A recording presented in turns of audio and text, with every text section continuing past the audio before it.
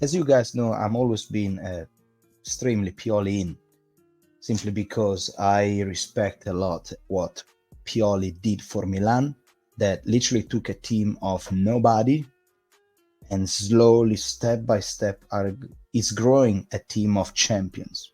Okay.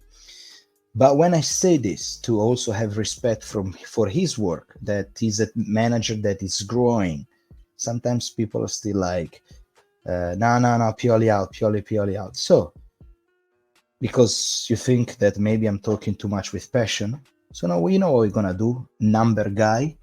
Let's check out some numbers. Let's check out some numbers of Pioli win percentage compared to the last 15 years of Milan. Okay, let's do this. Let's compare, right? What can we do? I tell you, to have trust, to have belief. Look at that. Now, ladies and gentlemen, what we're going to do, I want to take you really to the number section. So here I found a list on Wikipedia. It's up to date, where you can find every single coach for AC Milan from the beginning of its history. So from 1899, Mr. Herbert Kipling, literally, okay, the founder of AC Milan. And all these are coaches that played, had the honor to manage Milan. Some of them won, some of them they didn't, whatever. So as you can see, guys, right now, here we are on the last one of Stefano Pioli, with a total of 198 matches. He's going to touch the match number 200 in Paris in Champions League. Incredible feature. Incredible. He got 109 victory. Actually, this is not really up to date because it should be 111. Okay. 49 draw, 40 lost. 40 lost. Goal score, goal concede, 55.5% of percentage of winning.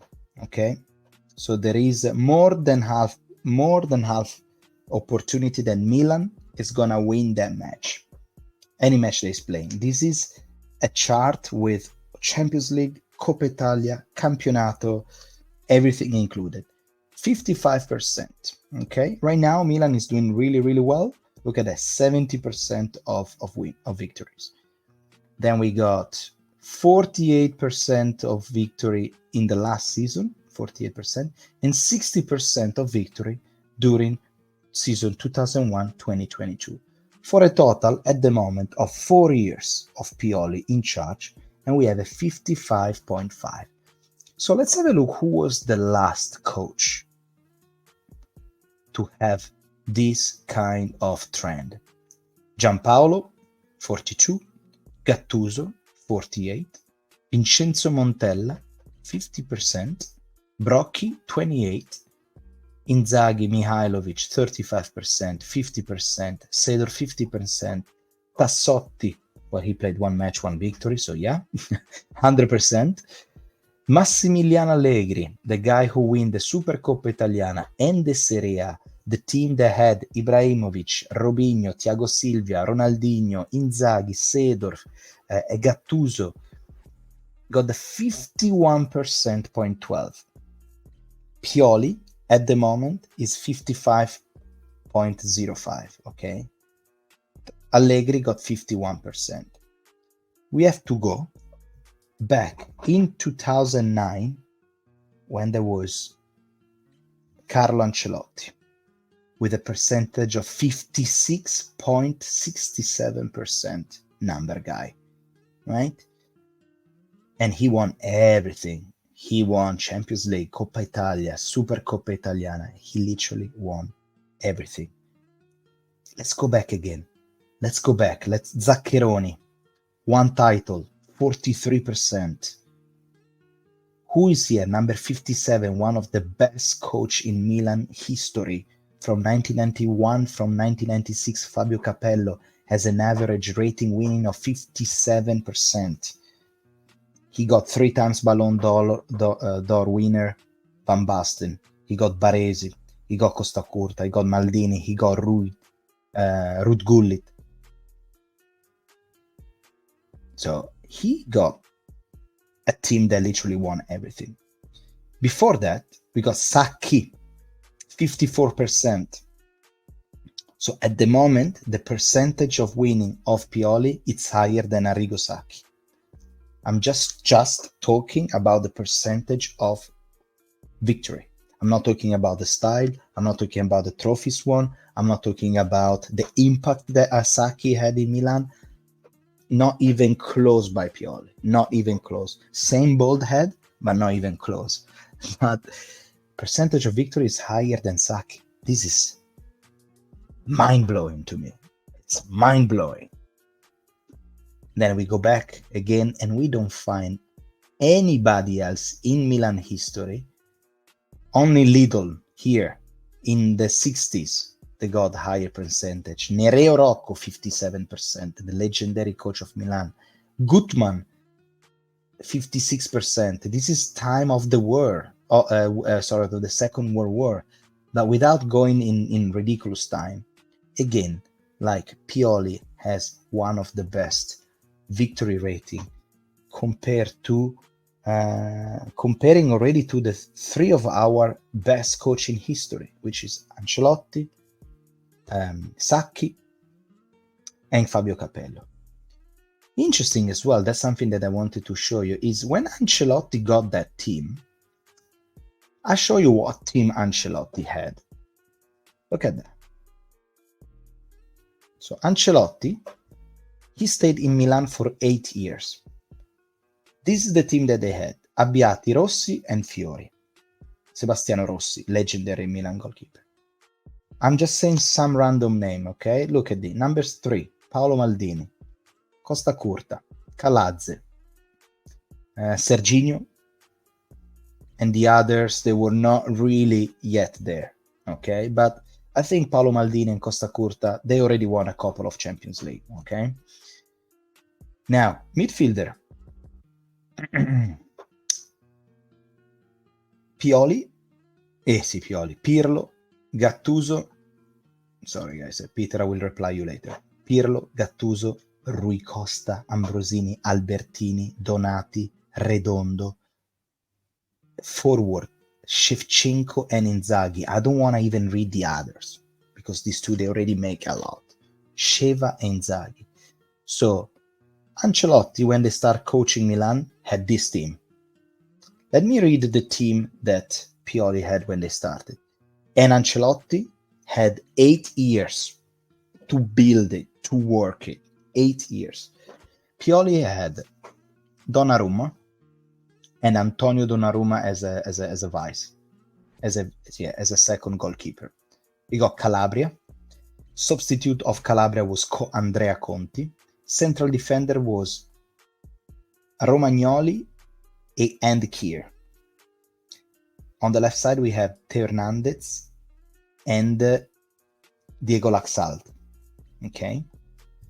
Also, keep in mind one interesting fact about this: the year that they joined, 2019. So Teo Hernandez was the first year in Milan when Pioli started playing with Milan. So we didn't know. It's not like we knew what was going to happen here. We were just like, we knew that Teo Hernandez was Teo Hernandez, Leao will be that Leao. They were a brand new team. Let's keep going. Benacer, 2019. Bonaventura, Paquetá, Kessie. Okay, Kessie. Castillejo, Çalhanoğlu, Rafa Leao arrived in 2019. Rebic, Ibrahimovic arrived in 2020. He came in after the game with Atalanta, together with Salemaker. So this team here is literally from nothing. There are no champions here. Among all the names that you can read here, nobody has ever won, besides Teo Hernandez, nobody has ever won a Scudetto cup. They don't know what color is silver. So Pioli literally had to take this team And I tell you what he did, Pioli, in 2 years. Huh? Number guy. Look at this. The first year, 2019-20, it was the year of the lockdown, right? That Milan after lockdown was incredible. And he got a percentage winning of 51%, lost only 6. And we were all excited because we were rock bottom at this point after Giampaolo, after that January. I'm not saying that wasn't easy. Pioli did also a lot of mistakes. He did a lot of mistakes. But look at this. After the lockdown, I remember that Milan was not losing anymore. And we start with the beginning of the season of 2020-2021 in Rio Ave against that team called Rio Ave in Portugal. It was raining, and I remember it like right now. It was literally like we won a cup because we were all excited. We were finally in Europa League after I don't know how many years. We were all excited after 10 years of darkness. 2021. We played 2021. We played an incredible season, but that was the year of Inter, very strong with Lukaku, Antonio Conte, Hakimi. We arrived until January, then they beat us in a derby. They went straight to winning the Scudetto number 19, and we finished that season for the first time after 10 years back in Champions League. It's not enough. The year after, we won the Scudetto with an incredible 60% of winning percentage. First time in Champions League. Another group of death. Looks like UEFA wants something from us, but another group of death. I remember that year. What was Atletico de Madrid, Porto, and Liverpool, and we won the Scudetto. Last year was actually not really the best. Last year wasn't really the best. It was a 48% of victory. I felt like now I feel like the mercato was not really made by Pioli, but the mercato was made by Maldini and Massara. They got opportunities all over, and they gave the player to Pioli, and Pioli had to work with what he had. The second line last year, it wasn't not existing. So he had to work somehow away, but the season is long. And when the team was good, we played some good matches. I also want to remind you that last year we beat Napoli. That under the eyes of everyone, it was the best team in Europe. We beat them in Milan, in Napoli, and we draw in Napoli in Champions League again. That's why we're also very tired against Inter later, I believe. But we beat the best team in Italy last year, which is Napoli. This season, we started, the mercato was made by Pioli, and we have finally second line. All right, so that's all I wanted to say. To wrap up this, guys, okay? Because I feel like sometimes I'm talking only passion, but I don't have the numbers on my side. So it doesn't really, it doesn't really make any sense. But this is a video that I wanted to do to show you that this is the 4th year with Pioli, and Pioli is a coach that it's the first time in his career that has a team more than 3 years. In his past, he never had it, but now he had a team for 4 years. The team now is built, is tailor-made by him. So it's a very good team that right now we are on top of the league. There is still a lot to go, but we will see what's going to happen. But also I want to say this. I'm the first one to defend him, because especially when Milan doesn't win.